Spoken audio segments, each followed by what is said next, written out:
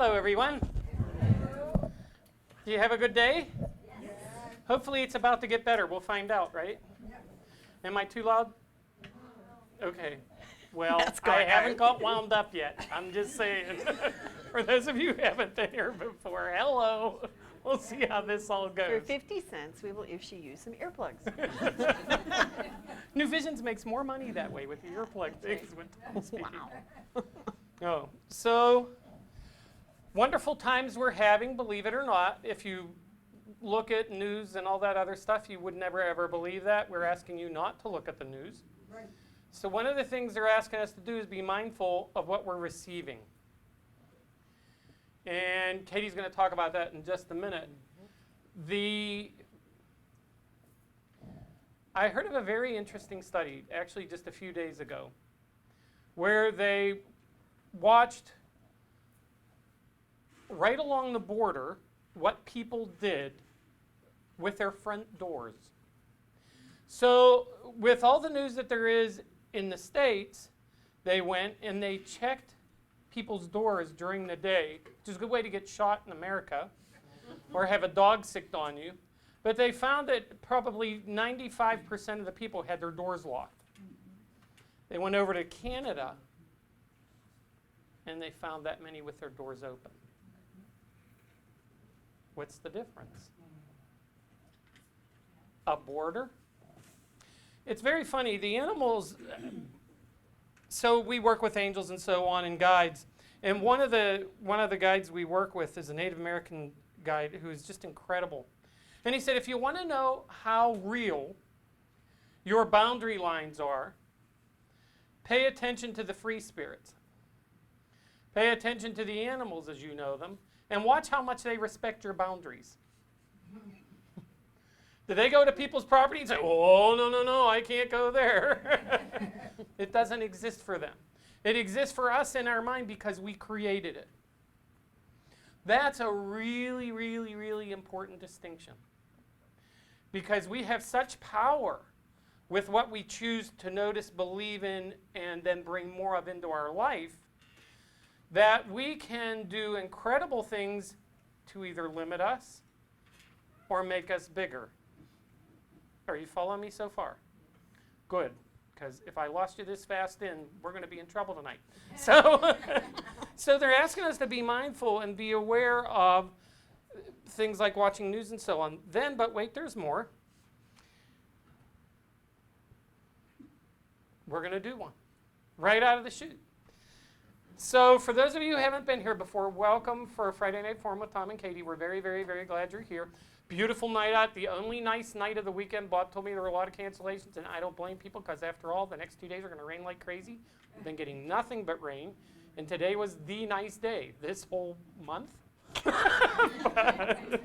Well, it's only the 8th, so Yeah, hopefully well, the but in the next month 22 before. will be good. In the month before, but that's okay. This all comes in due time, and it'll all be good.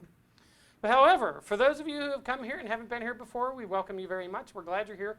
We do something, and it's free. It costs nothing, but it gives you incredible benefits, and you just have to trust.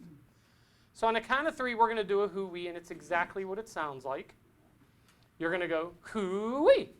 Now, some of you are looking like, what did you bring me to? And I swear there's no recreational drugs involved with this. Nothing illegal, not even caffeine. 1, 2, 3. Hoo-wee! Yes. And if you look around right now, everybody's smiling, everybody's laughing, and that's the point, and this is what the angels want us to know. That was free. Didn't cost you a thing. It's something you can call forth at any time. Try it at work. They'll be coming for your cubicle quick. I do it every now and then, and people, I can hear them coming down the hall, and I see these heads. You okay? Great. We have this here cup we would like you to pee in. I'm just saying. Great. Just a check. Sorry. Give us a sample. We need to just check for them drugs. No drugs. So. Great. Go ahead, dear. So the other side is great because they give us analogies, and I love that because it works for me. I'm kind of simple-minded sometimes. And they're talking to us about what are you creating and where are you putting your focus, because that's what's going to continue to be created in your life. And this was right on the heels of you probably need to stop watching the news and all that fun stuff. Because the fact that we're all still here, this is loud. The fact that we're all still here and motoring along and that this store is here holding the light proves to you that, in fact, we are not going to hell in a handbasket. In fact, the world is doing just fine. Are there pockets of stuff going on? Of course. And the media, for whatever reason, in this country has decided to focus on that. Okay, I just turn the TV off, or I watch Discovery or some of those other cool stations. And so they were talking to us about making choices. And they said, how many of you like to shop? Yeah, baby. I love Sam's, those great big carts. It's like a challenge. I must fill this cart. Well, yeah, on Amazon, it's so funny, right? They give you a little shopping cart. Cart? It's in a box. Doesn't matter. Fill it. I like to shop. And so they said, would you go into a store and just start randomly grabbing things that you don't want and putting them in your shopping cart and just keep filling it up? Ooh, pickled pig's feet. Yeah.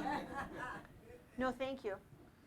And they said, but you do it every day. What do you mean? And they said, where do you put your focus? How many times during the day do you decide to get offended, angry, upset, judging somebody else for what they're doing? And it's this country. That's what we've been taught to do. The good news is we can learn to do something else. And they said, and it was funny because they showed me, because I do what every article says you should do. I go in the door and I make a hard right turn to go to the outside where all the good stuff is. Stay away from that center where all the processed foods are, right? And so they said, it's time to get better at what you're putting in your shopping cart. And I laughed and I said, you mean being a smart shopper? And they said, absolutely. And they gave me, what do they call that? I can't think of the word. I'll write it on the board. No, no. Oh, S-M-A-R-T. A shopping list. Oh, sorry. No. Duh. No. And I said, okay, be a smart shopper. That's it, acronym. That's that word I just couldn't find. Do you ever do that? It's like, I know this word. Smart shopper.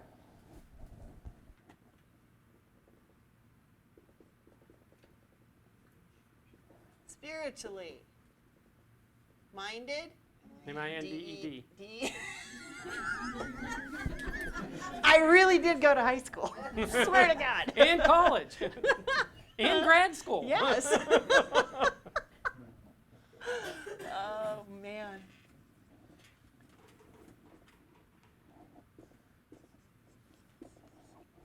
Spiritually minded and remembering truth. The truth of who and what you are, which is light and love.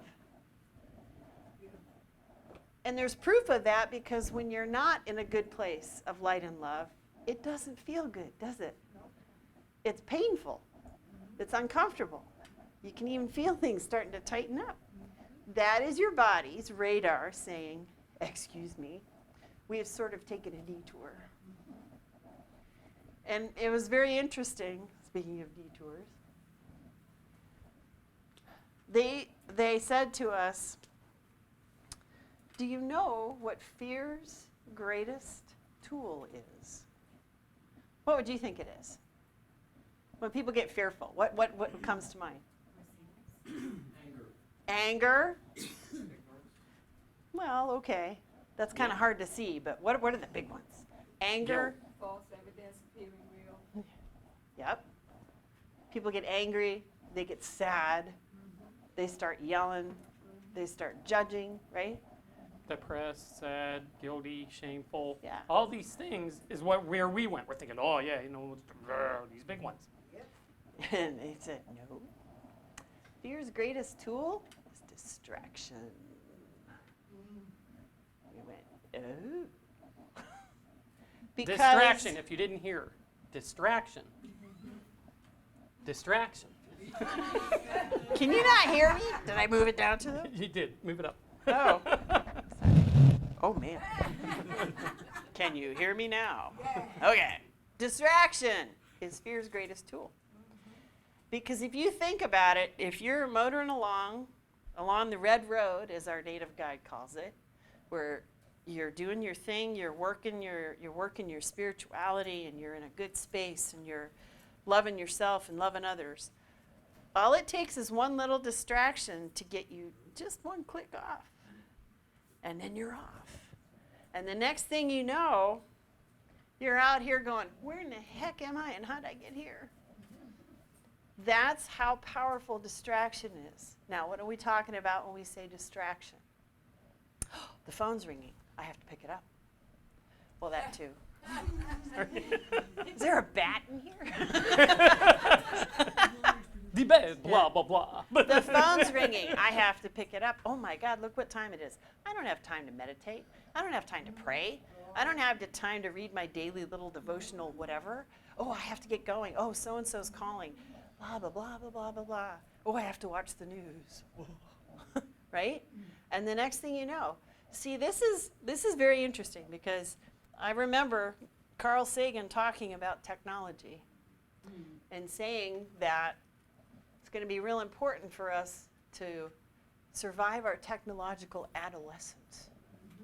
And technology can be a real distraction if we let it. It can be an amazing tool, right?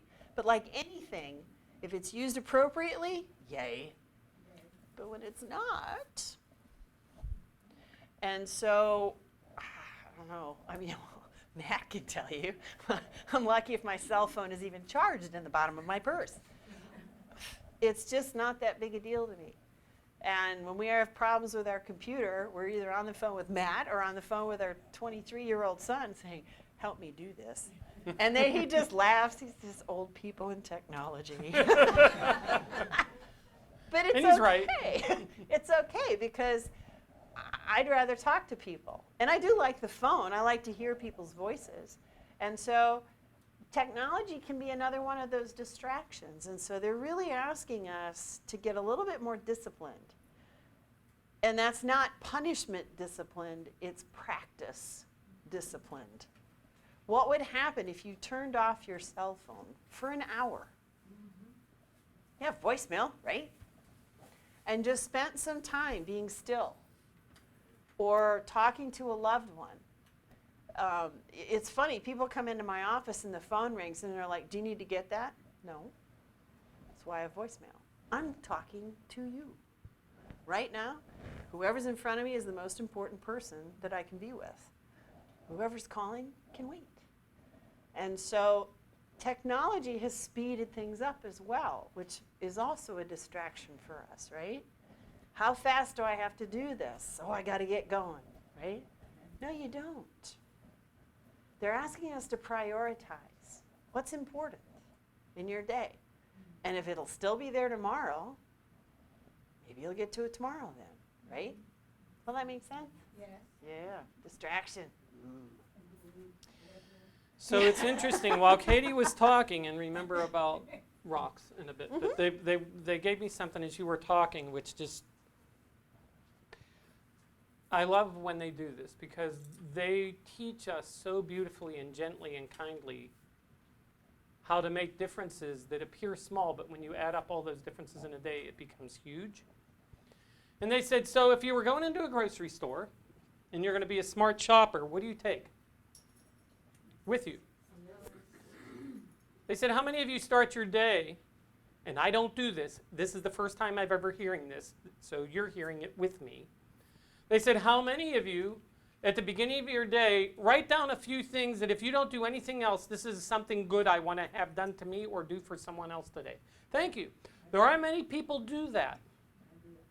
And they said, we would like for you, if you want to start to work on a habit that can truly change your life a lot, at the beginning of your day, think about your gifts and what you have available to you and what you can bring forward. It might be being patient with someone who's impatient. Being kind to someone who's being rude. You're not going to get any practice with that driving. I'm just saying. Being a more gentle driver. Never from guilt or shame. And this gives us enough, and you can check it at the end of the day. Doing something nice for me today. Making a connection with someone who looks like they're having a rough day and offering them support. Not that, yes, you had a great day. We had a day together. So, but just, you know, and if we're going to go ahead in our day, if we're going to go ahead in life, and their examples are just so easy to understand, yeah. And they use everyday stuff. Jesus Christ did this all the time. It's how he taught people. This is a perfect way to teach. If you're going to go into your day, and in that way, instead of grabbing all the stuff you don't want, you now have a list. This is the stuff my radar is set for. This is the stuff I'm going to watch for opportunities to bring me and my light forward in this day. It's funny, but a few years ago, one of the guides was talking about, and if you've heard us talk about this before, it's okay because there's a different twist on it tonight. So he was telling us about all different animals and everything, and one of the animals he talked about was beavers. And now I want you to imagine something. Can you imagine what a human being would do if they were told by a creator, here is this stream, you are going to take down trees all around, create dams that will create habitat for other wildlife. You are going to fell trees all around here. You are going to make a winter supply for food for yourself. You are going to build a lodge with what? Your teeth and your webbed feet. What would we be saying? God, are you looking at me? Do you see what you gave me? No. I'm going to do what? I know you're all-knowing and the creator, but seriously? And we would go off. Oh, heck no. No. And want to pout. I ain't doing it. You can't make me. What did I do to you? Yeah, what did I do to deserve this? Oh, now, this is the important part of this. The beaver doesn't hear any of that. It knows it was created with perfection. And it brings its perfection to everything it does, unquestioningly. And this 30, 40, 50-pound rodent makes a lake that's habitat for fish, waterfowl, critters that go along the side, little mammals go along, all these other things.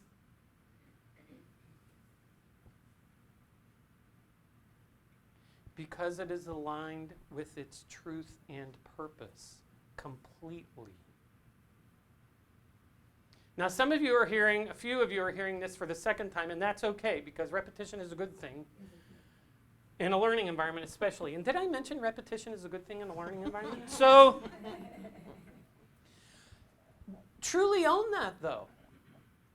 What would we do? We'd walk in, I'd walk in and say, I don't even know where to start, God. Look at all these trees. You know?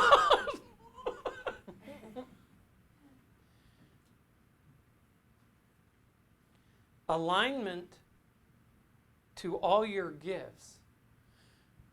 And I would say that beaver is a miracle. Because I know I wouldn't do it, and I know I couldn't do it. But it lives fully with integrity with every gift it has to create magnificently, not just for itself, but for then an entire community that benefits from its purpose and its knowing.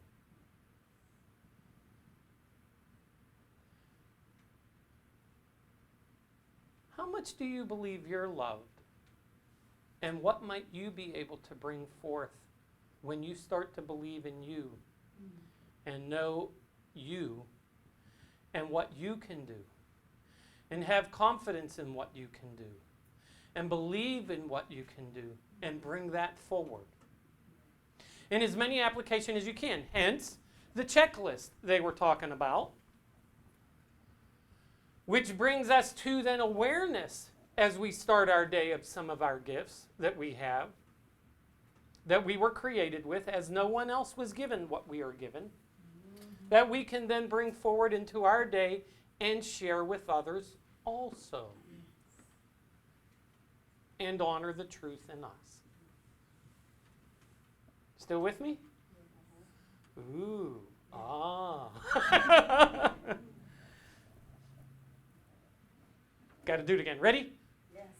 1, 2, 3. All right. So then there's this thing called joy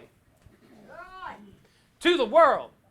And where do we express that? Where does the joy come from? Within. Always from within. Yes. We perceive it in the external world and then may choose to experience that, but the joy comes from the knowing in here of the beauty that we are in alignment with the application of our truth. Which brings us to joy. Which brings us to connection. So what's really connection about? Connection with what? With what in you connected to what, where else? When you feel like you're in the zone, how many of you have ever felt like, yeah, I'm in the zone. I know what that is, right? When you feel like you're in the zone, things just flow, correctly? Yes. Are you thinking about it? No. What are you doing? You're just right there and you're in the flow, right? Yeah. Do you know that's available to you more often than not? It requires discipline. And we've gotten kind of, and please know that when they use this word, and I'm using this word with you, it is not how you've heard it used all your life, because this is not a label or something mean. We've gotten lazy. We have. So they're asking us to toughen up, build out the muscles, start to choose different things, do different things. Talk like this for a while.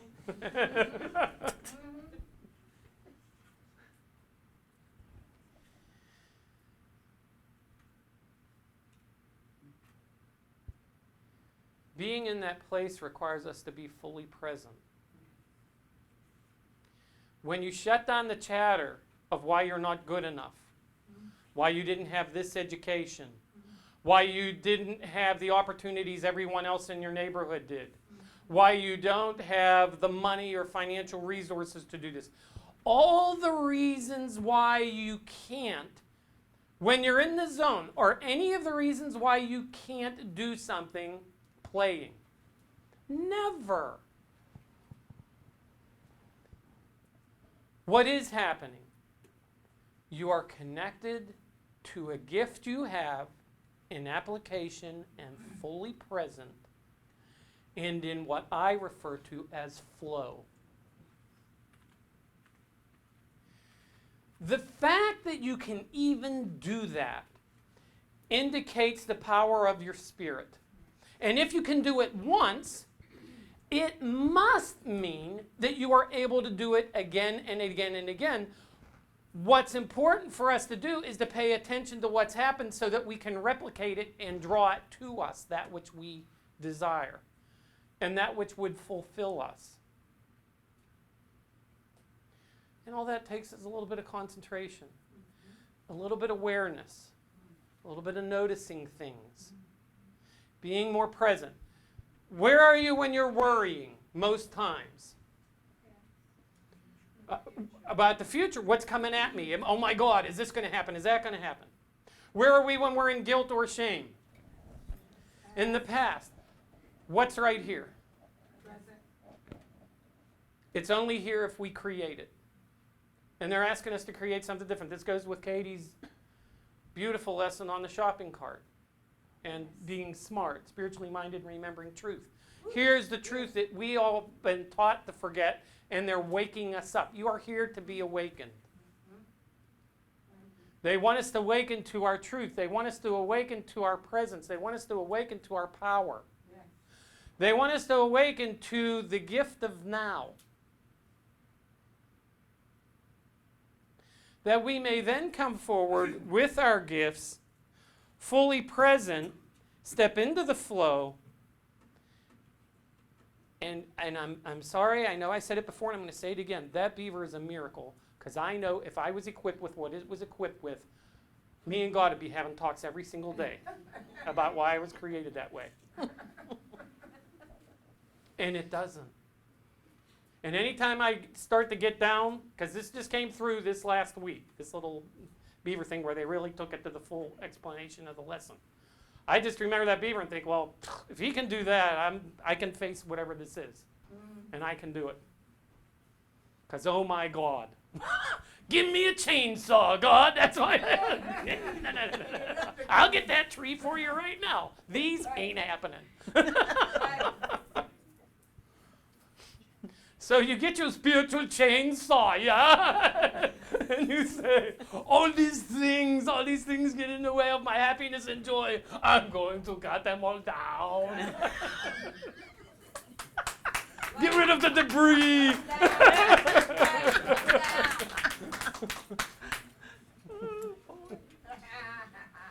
Aren't you glad you came here tonight? Hooey baby. All right, Tootsie, I got them all set up for you. Sure, no pressure. So, who had to teach you that a sunset was beautiful or a sunrise was beautiful? Or the sound of birds singing early in the morning? Or the sound of a baby cooing and laughing and giggling? That. As opposed to, Yeah, that's not such a good sound. Or the sound. yes, that came right out of this man, Yeah. right here. You saw it. That beaver. It's a crying beaver. It's your new native name, crying beaver. I got a new native name today, the crying beaver, yes. So the fact that we can appreciate beauty. Now, don't get me wrong. There are some things that people, I could say kittens, and some people would go, ooh, they make me sneeze. Okay. But by and large, there's a lot of things that we accept and recognize as being beautiful, correct? Mm-hmm. Did anybody have to teach us that? No, because it's already in here. And the fact that you recognize it out here means that you have to have it in here. Okay? That means that you are uncorrupted. It means that you are beautiful and wonderful and perfect just the way you were created. Okay? It's important to stop judging ourselves. And they gave us an interesting analogy. They said, if you saw someone walking down the road carrying a great big backpack, like one of those big military ones, or even just a sack full of rocks, would you go over to that person and put another rock in their bag? No. Most of us wouldn't do that. They said, yet you do it all Even the if you time. didn't like them, by the way, you wouldn't do it. No. Just because you can see they're already having a hard They're time, already right? in pain, right? They're not having a good day. They're not having fun. They said, but yet you do it all the time.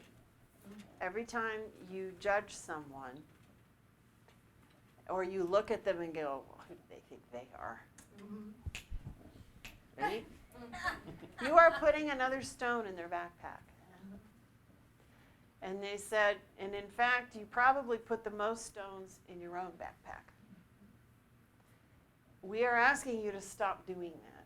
We are asking you to go up and begin helping people remove the stones from their backpacks.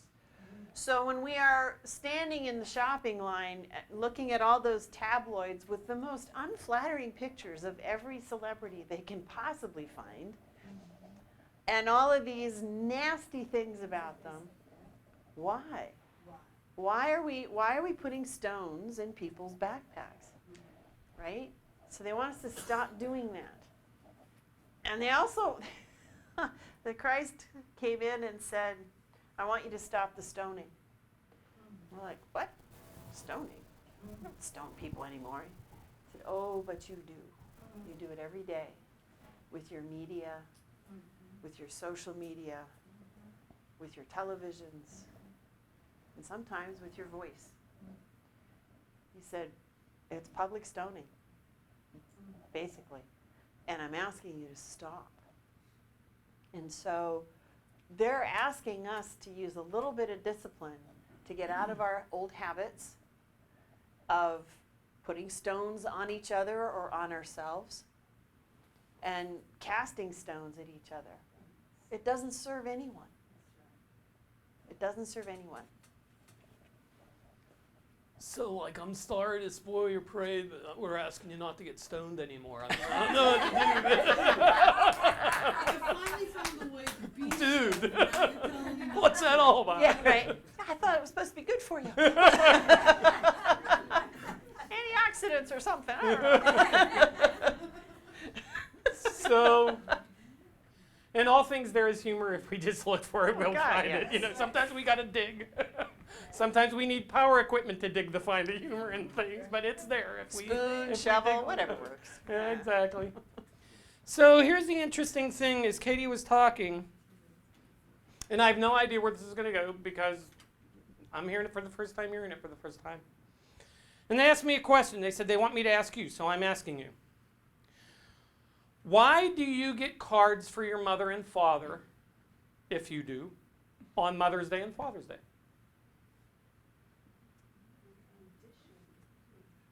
Pardon me?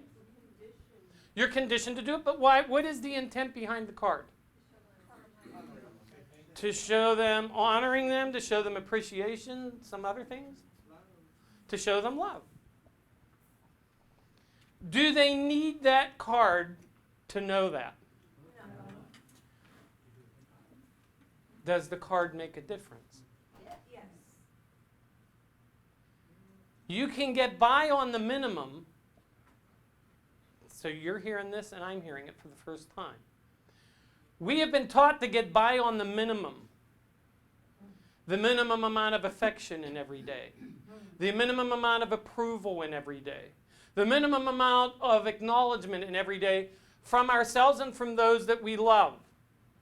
Because after all, I got all the important things done on my checklist, not the checklist we were talking about earlier. You know, I did this at work, I did this at work, I did this at work, I did this at work, I did this at work. And then what did you have left for the people most important to you at the end of the day? No. Not a whole lot, right? Because you've been given all day. And they want us to be more aware of what we're doing with our energy, so when you become the smart shopper and you start choosing these beautiful things you can bring in your day, when you go home, you're more fulfilled instead of being empty. You have more to give those who you love because you brought your gifts forward and you've been uplifted instead of drained. And you move past a minimum expression of acknowledgement and care to helping people realize the significance that they are in your life and that you are to you. Now, I'm going to say that last part again. That you are to you.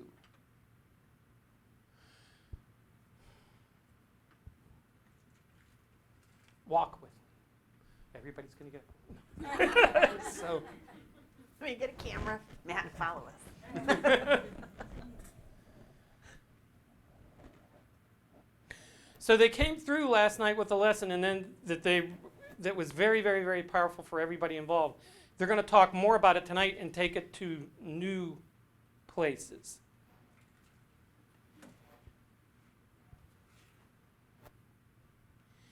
Katie was talking about judgment.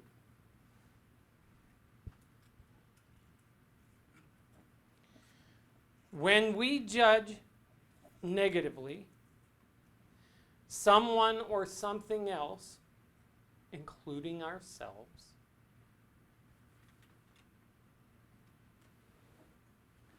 what does that infer about their worthiness?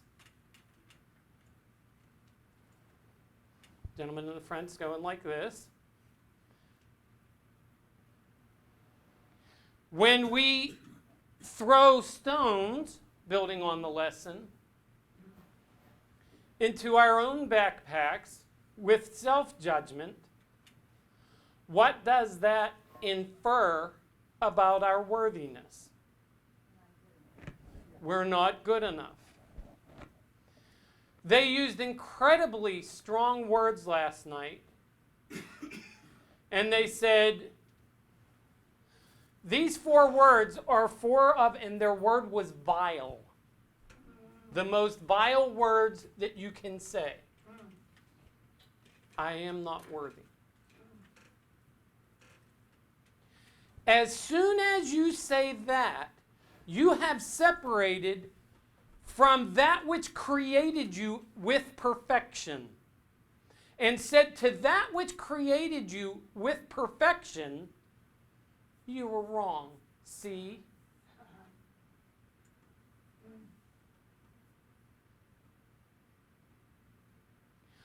Our worthiness does not come from another's opinion of us.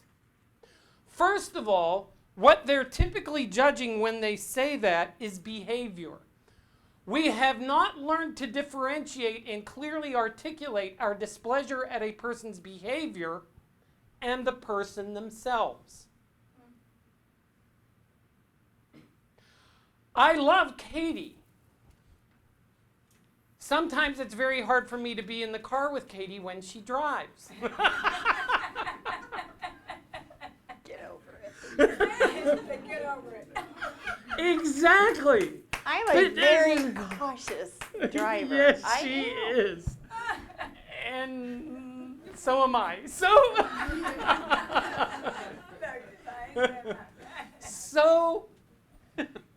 but that's behavior, that's not Katie. It's just how she drives. So how ridiculous is it for me to get upset with her about a behavior? And then what would it mean for her to have guilt or feel bad about something as simple as she didn't pull out the 3 or 4 or 5 times that I would have pulled out in the gap between cars? Just saying. We got there I love 15 it. seconds later. Oh my God. Yeah, I know. Applause from the back of the room. That's not nice. So, but the point is, when we are judging other people, we have learned to be ignorant, is the word they're giving me right now, in the true application of the word, where we are acting from a place of unknowing. Because if we knew, we would never make this choice. If we were aware and awakened, we would never make this choice. We would do something different. So they're asking us to be more aware and speak to the behavior, not the person. One of the ways to do that is to get the word you out of your vocabulary if there's something negative attached to it. And especially if you personalize it. Listen to the difference. You're not driving well enough. What are you doing? I would have probably pulled out 3 or 4 times in the time that the car managed to get out into that. One is an observation of the behavior. What's the other one? As soon as you attach you to it, what does it become? Judgment and against the behavior. What's the first word? You. That word is incredibly powerful.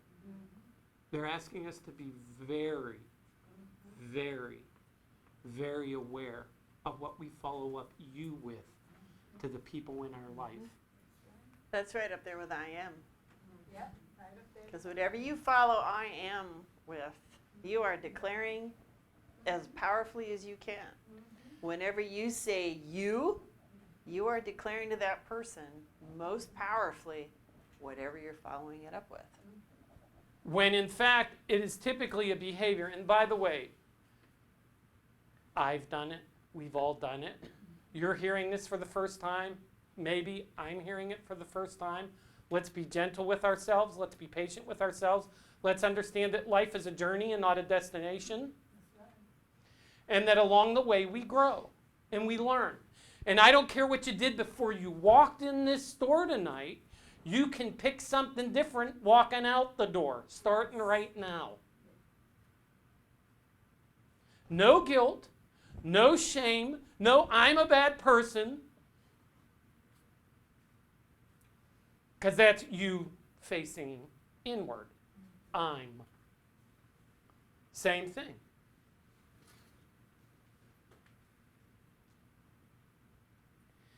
They're asking us to be more mindful, more aware. They're giving us all these beautiful, expressive, functional tools this night, and understanding and insight that we might live more rich, more fulfilled lives. Nothing major.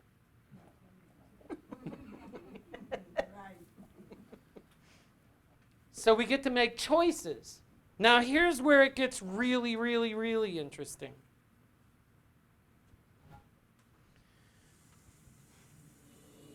Because with that aspect of worthiness,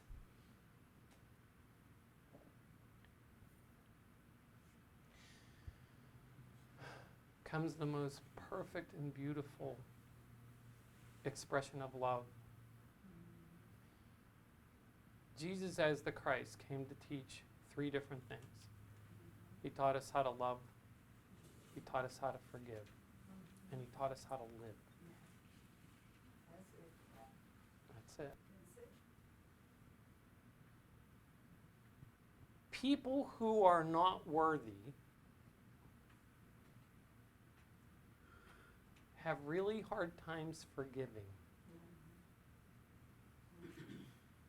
Just be with that energy a second.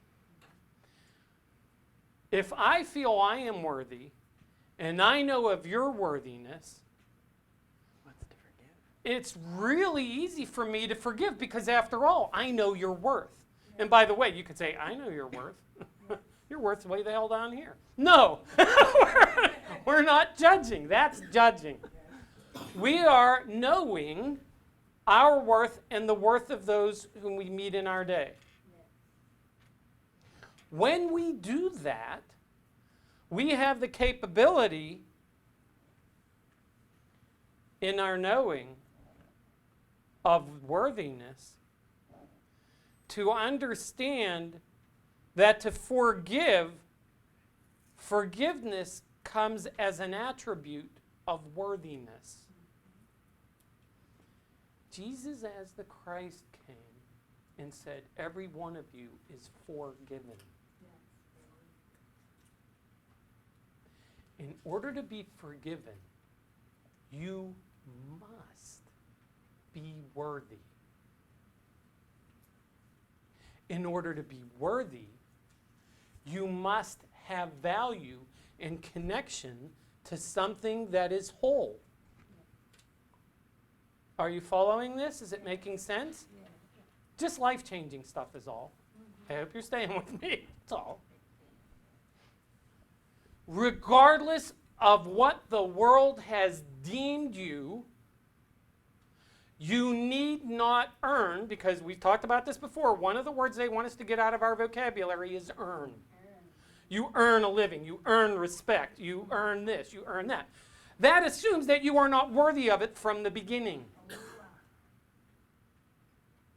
And so this is why this awareness, they're asking us to be curious in this. And that way we step away from guilt and judgment of ourselves and getting all paranoid if we didn't do it exactly right. Oh gosh, this is the first day and I'm doing this and I've already blown it. I've already got annoyed with that driver over there and I'm doing this and, holy smokes.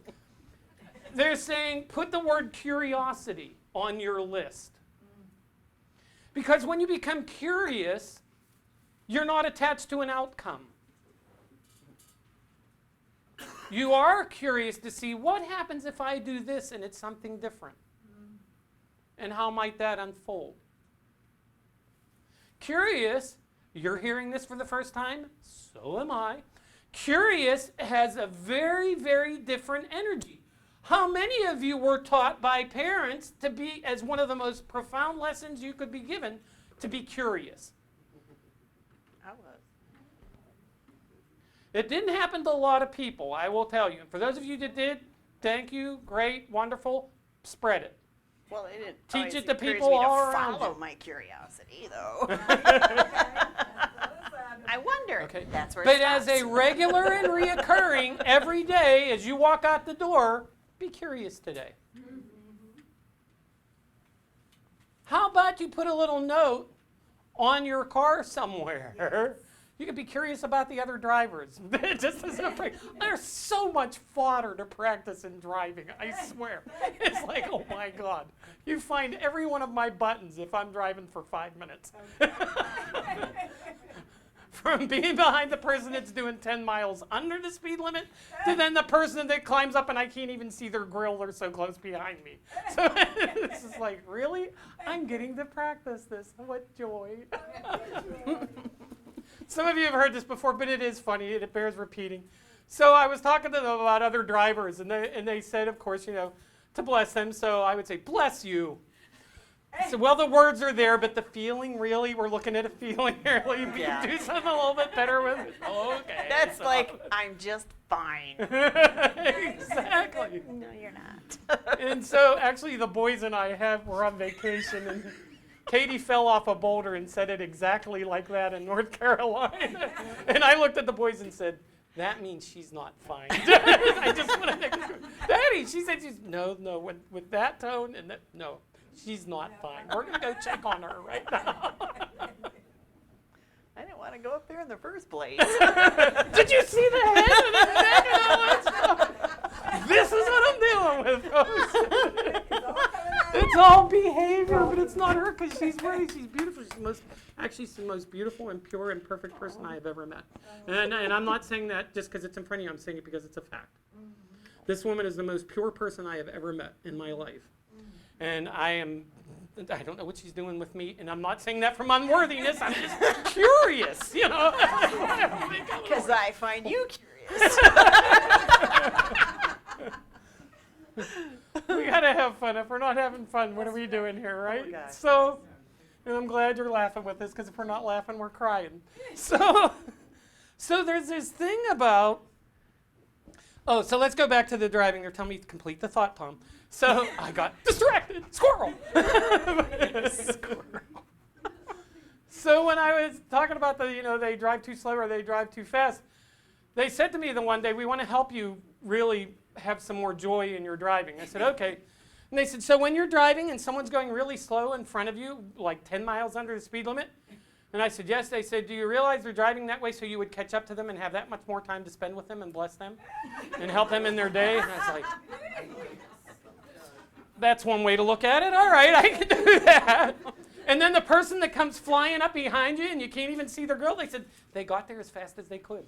they wanted to be in your energy so that you could send them this blessing. So they just got there as fast as they could. So you just bless them because they really want to be with your energy for a while. So yeah, exactly. And we don't send them anything about their IQ or anything as they're driving by with our fingers or anything like that. We just bless them as they go.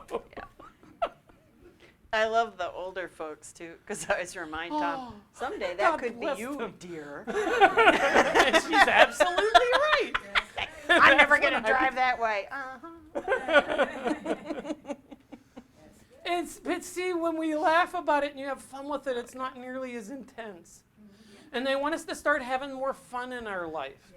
They want us to start having more joy in our life. Because we're talking about some things. Are these some buttons of yours also, or is it only me, right? So, but when we can look at them and laugh and understand it's curiously part of being human, well, now we don't take ourselves so seriously. We remember what we're worth. Remember the beauty and perfection of us. Now we can come from a very different place and make some of the key and powerful changes that will bring us to fulfillment. What does it mean? You're hearing this for the first time. I'm hearing it for the first time. What does it mean to be fulfilled?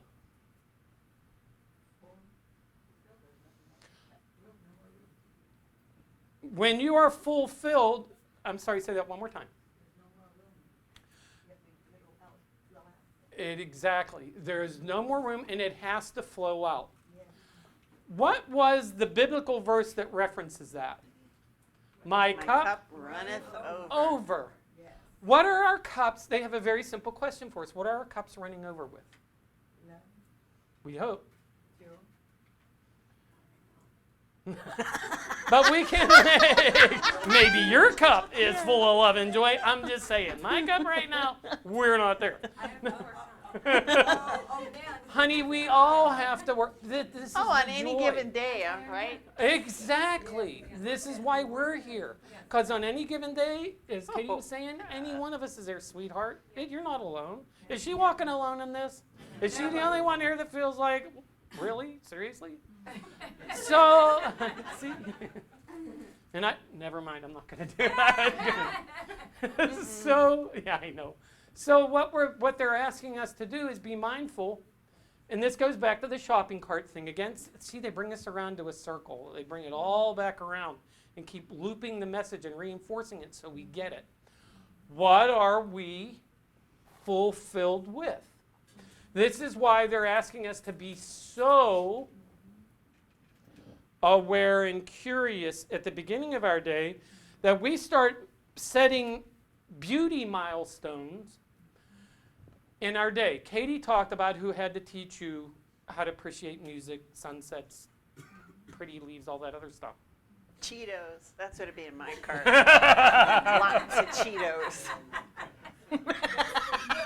That's right. Sorry. So it's important for us to be mindful of what we're putting in that cart. It's important for us to be aware when we set beauty milestones, gift milestones, our gifts. It's like getting a greeting card and giving it to someone. And if you can do it anonymously, so much the better. If you can give it to someone who you would have never given it to before, like someone who's in your face or cut you off or whatever, so much even more powerful. Or the coworker that you walk into, they walk into the room and you can immediately feel everything just get sucked out of them. When they walk in, you hear dun dun. You can't make this up. You can't make this up. All right? The force is strong for this one. Yes. Oh, man. What do we have the opportunity to do? If we draw ourselves into their energy, our energy will be drawn down. What does that then ask us to do? Be full, filled, till your cup runneth over with something else. And here's the way to do that. Now, so you're hearing it. Stop using your own energy. Become a vessel. If you use your own energy in situations like that, what's going to happen to your energy in very short order? You'll be depleted, exactly. So they're asking you to get still. You know this person's coming in, and it's not a judgment.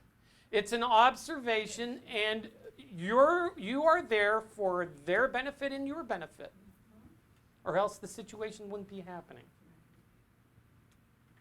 It's a learning opportunity. Everybody comes in bearing a gift.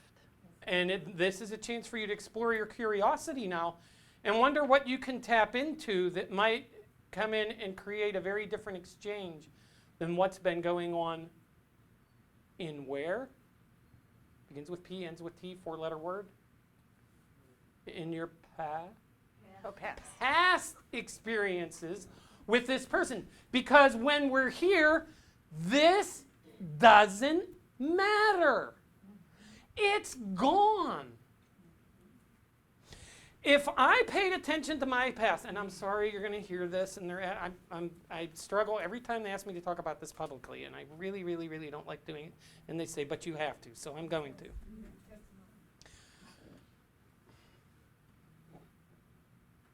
Animals should not have been raised the way I was raised.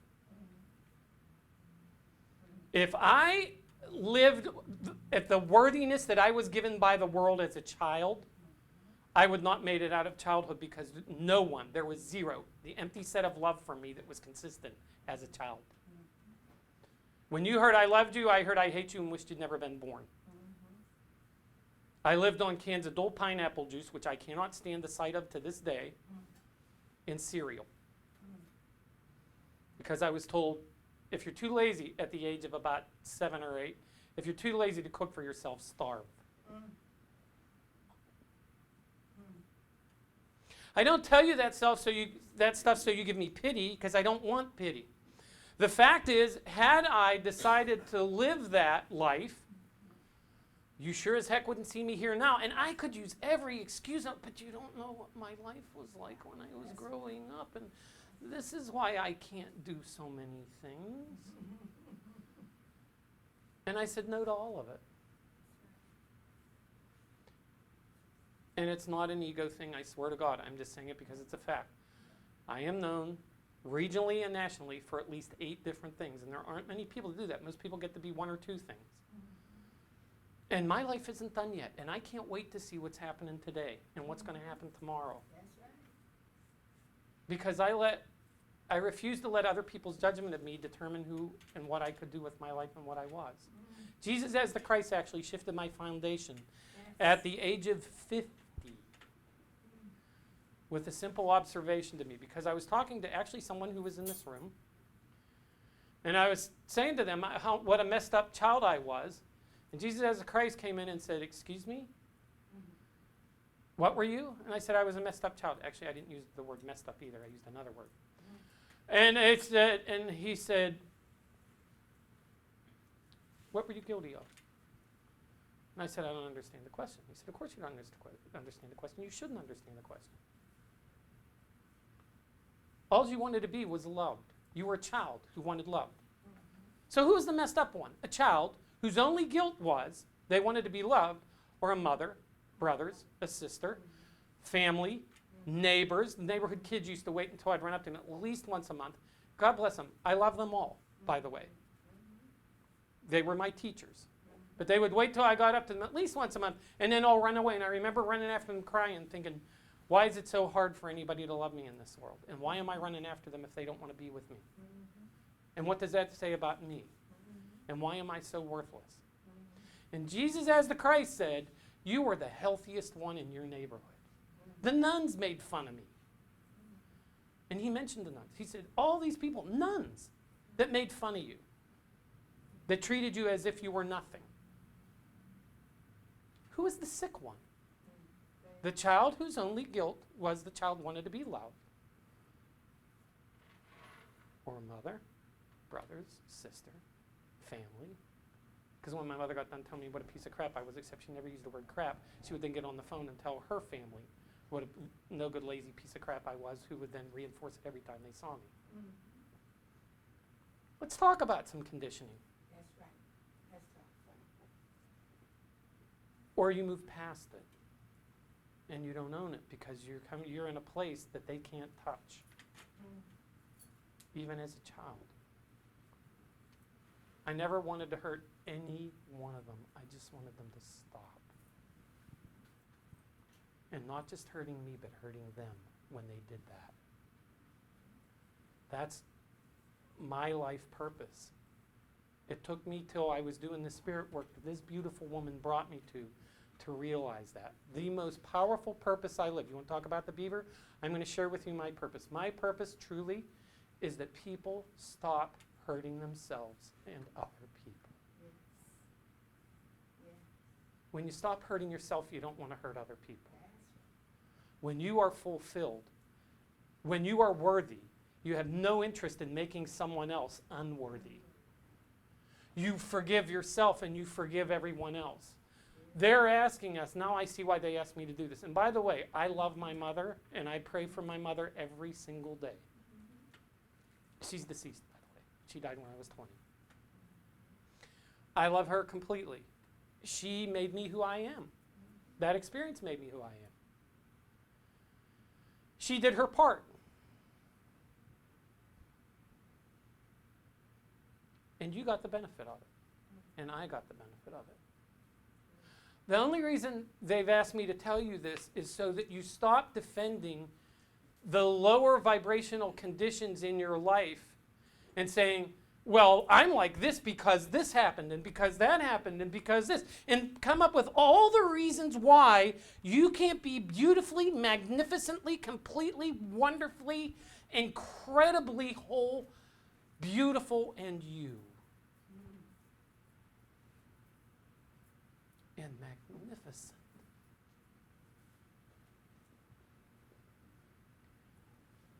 You are created in a condition of worthiness. You did not have to earn it. Own your worthiness.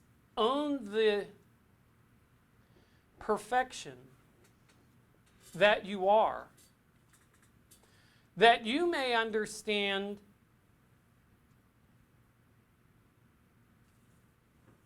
and then bring forth the fulfillment of your gifts. And by the way, I want you to know something. I love my brothers too, and my sister. And they did the best they could, and they did the best they knew how, and were taught by the rest of the family. And they're completely forgiven. In my heart, and in my mind.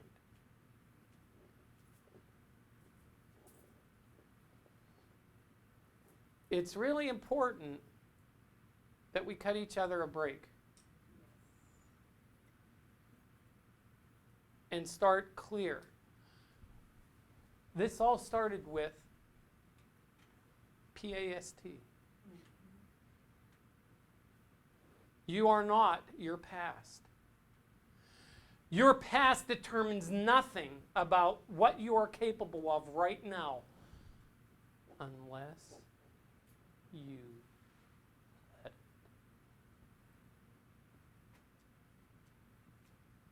By the way, when people do hurtful things, you can observe it and call them on it without judging them. I have my childhood. I don't judge my brothers. I don't judge my sisters. And if they ever watch this, they would be repulsed. Oh, I looked out for you. I did this. Well, yeah, every now and then you did. But what was consistent was I was no good and worthless.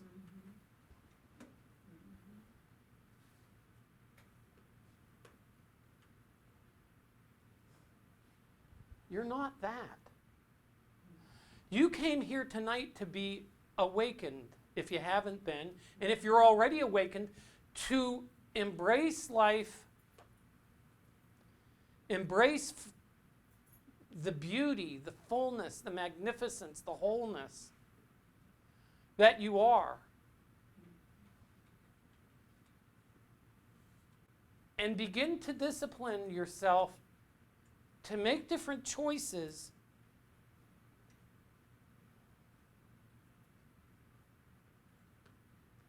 so that you can bring the fullness of the beauty that is you to the world, because nobody else was created like you with the gifts that you have. And your gifts are so needed right now. And anytime you feel like it's rough and you want to give up, remember a beaver. I'm serious. Because I'm like, holy smokes. This is a remarkable time to be us. This is a remarkable time to learn. This is a remarkable time to grow. They're saying, okay, we've gotten very deep into things, and you got a lot of stuff moving. So guess what we're going to do now? Ready? Yay. 1, 2, 3. Yes, all right. We break it free. We get all the heaviness, and it's all gone just like that. You didn't have to work forever with it. This is how easy it is to break that stuff. To set a different course. We can always set a different course. What we forget, and now it's time for you to remember, is that your hand's on the tiller. And you determine the course of what's in your heart and what's in your mind. Remember that. Time to steer towards home, time to steer towards love. Because you are worth it. Give yourself forgiveness. And give forgiveness to everybody in your life. Watch. It's like the Wizard of Oz is what they're showing me. It goes from black and white to color. Whoosh, go. Could we all use a little bit more color in the Wizard of Oz in our life? I'm thinking so too. Alrighty, normally we do some quick readings for people, and they're telling me not tonight. Sorry. And if you came for that tonight, we're sorry, but they're saying there's just a lot of stuff here. And do you have one or two maybe other things you wanted to talk about, or no? Do I? I don't know. I know you are, but what am I? I'm rubber and you're glue. I don't know. No. Wait a sec. Chipmunk.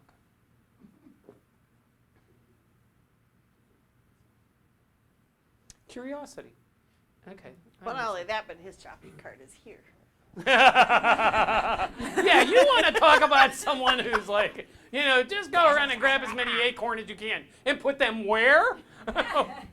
I used to love watching him put sunflower seeds in there. It's like, my God, how many are in there? And fill up a tree with this. Yeah. Getting an acorn at a time. Yeah. Mm-hmm. So how's that? There's so many examples in nature. And that just came to me. I'm sorry, there were 2 chipmunks running around on the property today, which is unusual because we have cats, and the cats love the chipmunks for a whole other reason. So,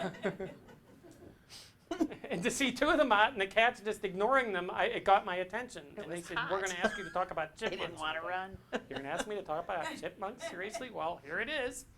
And that it's just another thing for you to remember. If you choose to remember something different and beaver is whatever for you, then think of chipmunks and understand what they do, that they will go. And here's this little tiny thing too. Are they real big? No, not at all. And they'll go ahead and put 4 and 5 acorns in their mouth. They'll go rotor up a tree and fill up an entire hollow part of a tree, dig stuff in the ground, bury stuff in the ground, and have a whole larder set up all over the place.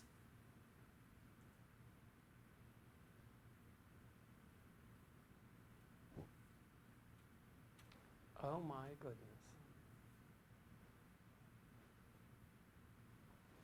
They said that chipmunk never has to think about, is it worthy? Wow. It knows what its needs are, and Creator provides them. And it simply lives, gathering what it's told to, understanding what its job is, and knowing that it is set aside reserves for when it needs more in the future. With complete perfection and ease. And they're not doing it out of panic or, oh my God. And I have to hoard. It's a matter of, look, Creator gave me all this. This is going to go away because there's going to be snow on the ground and I'm not going to have access to all this. And do you think it's thinking all that, by the way? What does it know? This is what it knows. I got to eat, and when I'm not eating, I'm doing this. And finding places to put it all. then I have stuff to eat later.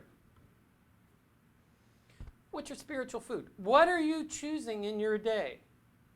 As you're going around busy, going here and there, hither and yon in your day, what are you attending to and what are you gathering?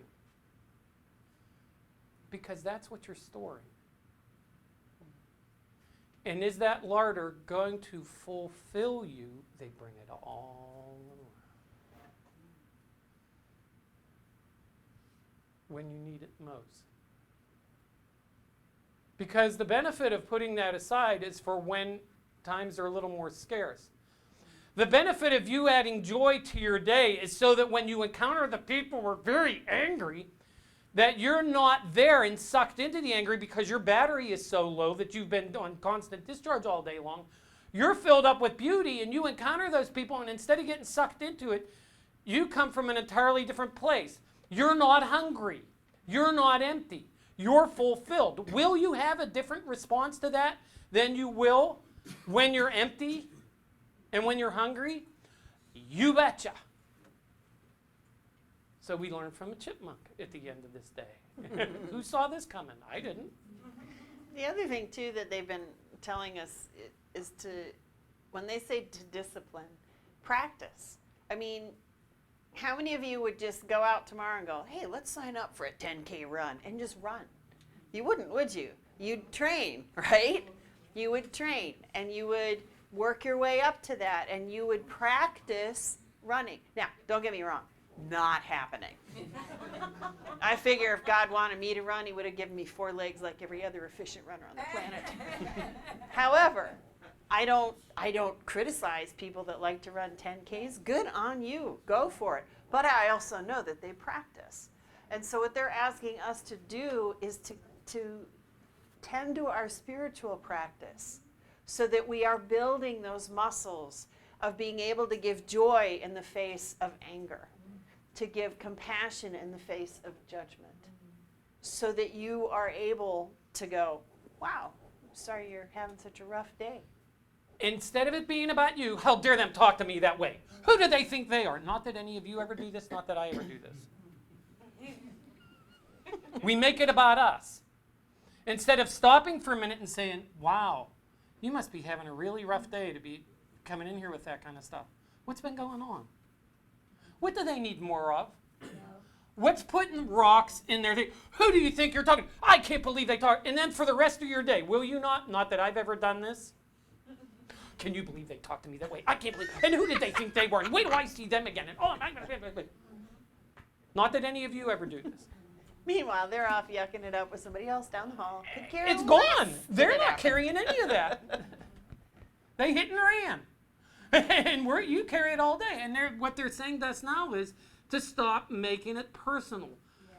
When our larder is fulfilled with all these wonderful gifts, these little nuggets from Creator that come like this small. But when you just gather them and gather them and gather them and gather them, they see you through the lean times. They see you through winter, an entire season of lack, with seeming nothing available to harvest. But you've harvested, and so you have something being fulfilled. And then when that person spikes, you realize it really isn't about you, and you can tend to them. Mother Teresa said she saw the face of Jesus in every poor person she attended to. This person needs attended to. Do they need us to drop more stones on them? You know, who do you think you're talking to? They're already having a bad enough day. What's going on with you? Holy smokes. Let's get you a mental Valium. No.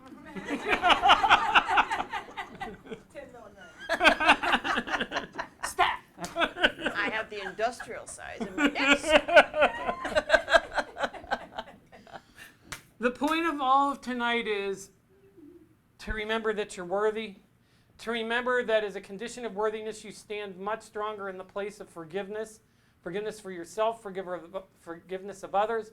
Remember that the gifts of life don't have to be the great big ones, that very frequently they're the acorns. The nuggets. And we just gather them, and as you gather them, and as you gather them, and as you gather them, and as you accumulate them, all of a sudden you have more than you'll ever know what to do with. Because do you think, by the way, that the chipmunks remember where all their store is?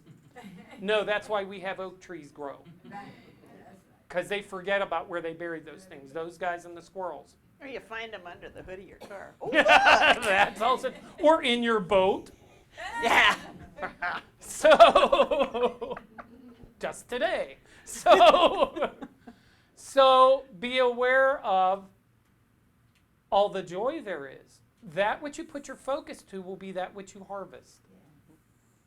Think about putting a list together on what is my intention for today. How might I bring my gifts forward as the chipmunk, the beaver, whatever you want to call yourself. Notice your own animal in nature that's calling to you for a lesson. And bring that forward. Isn't it great to be us? Yes. Yeah. And it only gets better every day. You are not this. This is just an accumulation of experience. You are a creator, and at any moment you can create something new. You're never determined by your past. Your only determinant is the choice you make now. Please choose love. That's all from your angels, guides, spirit, everybody up there, all the big ones. We'd say thank you. Hearts, minds, spirits full of gratitude. Thank you, Ascended Master, Spirit Guides, Elementals, all beings of love and light, in pureness and in wholeness that came forward to bring forward the messages for this night. You are all incredible. We can't thank you enough for taking the one beautiful day we've had in a very long time to come out here and hear this tonight. It's not over. Thank you from our hearts to your hearts. Thank you for being here. Thank you. Woo-hoo.